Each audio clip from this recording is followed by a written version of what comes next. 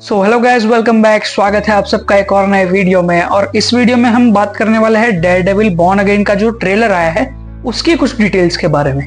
तो चलिए शुरू करते हैं। सो डेयरडेविल बॉर्न अगेन शो जो है वो कंटिन्यूएशन होने वाला है मार्वल नेटफ्लिक्स का जो डेयरडेविल शो था उसका।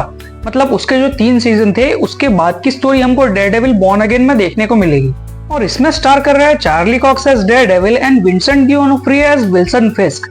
और उन दोनों के जो अभी तक के एमसीयू अपीयरेंस दिखाए गए हैं हमको, मतलब जैसे कि नो वे होम स्पाइडरमैन जो मूवी थी उसमें, एको सीरीज में, हॉकाई सीरीज में and She Hulk Attorney at Law जो सीरीज थी उसके अपीयरेंस के बाद वाली जो स्टोरी है वो हमको डेयरडेविल बॉर्न अगेन में दिखाई जाएगी। तो चलिए उन डिटेल पे बात करते हैं जो इस ट्रेलर से हमको पता चली है। फर्स्ट डिटेल हमको ये देखने को मिली कि विल्सन फिस्क जो है वो इलेक्ट हुआ है न्यूयॉर्क सिटी के मेयर बनने के लिए। और वो मेयर इसीलिए बनना चाहता है ताकि सारे के सारे जो विजिलेंटीज है उनको वो आउटलॉ कर सके खुद के फायदे के लिए। तो दूसरी डिटेल हमको ये देखने को मिलती है कि मैट मर्डॉक जो है वो रिटायर हो चुका है एज डेयरडेविल। और वो यहाँ पे हमको बोलते हुए बताया गया है कि अ लाइन वॉज क्रॉस्ड। और उसी बाद हमको देखने को मिलता है कि उसका जो डेयरडेविल का मास्क है वो रूफ टॉप से नीचे गिरता हुआ बताते हैं एंड नीचे कुछ इमरजेंसी व्हीकल्स भी खड़ी हुई है। तो इसका मतलब ये हो सकता है कि डेयरडेविल से कुछ बहुत बड़ी गलती हो गई है और इसीलिए वो यहाँ पर कह रहा है कि a line was crossed and उसी गलती की वजह से मे बी वो रिटायर हो चुका है। एंड नेक्स्ट डिटेल ये है कि Foggy Nelson and Karen Page are return with Matt Murdock, जो कि दोनों मैट मर्डॉक के फ्रेंड्स भी है एंड पार्टनर्स भी है। और तीनों Nelson and Murdock law office में साथ में काम करते हैं। तो डेयरडेविल बॉर्न अगेन जो सीरीज है वो एमसीयू की टाइमलाइन के हिसाब से कौन से ईयर में टेक प्लेस करेगी? तो देखा जाए तो हॉकाई वाली जो सीरीज थी वो टेक प्लेस कर रही थी क्रिसमस 2024 में एंड उसके बाद एको सीरीज में हमको नवंबर 2025 में बताया गया कि विल्सन फिस्क को इलेक्ट किया गया है मेयर ऑफ न्यूयॉर्क सिटी।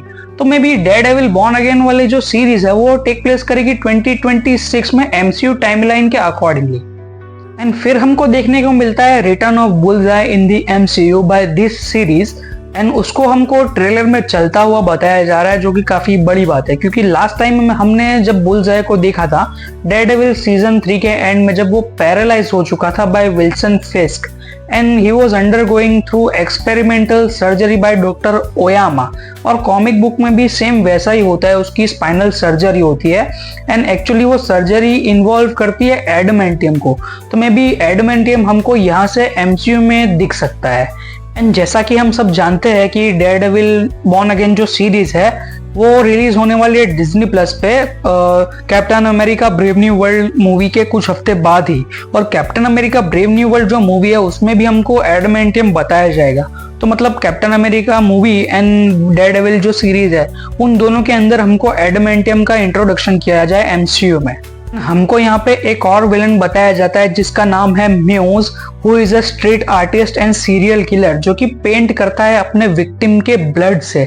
और मे बी इस सीरीज में हमको ये भी बताया जाए कि New York city is under attack Muse and Vanessa, जो कि विल्सन फिस्क की वाइफ है। दोनों की शादी हुई थी डेयरडेविल सीजन 3 के एंड में एंड वेडिंग इंटरप्ट हो गई थी डेयरडेविल एंड विल्सन फिस्क के अरेस्ट के साथ।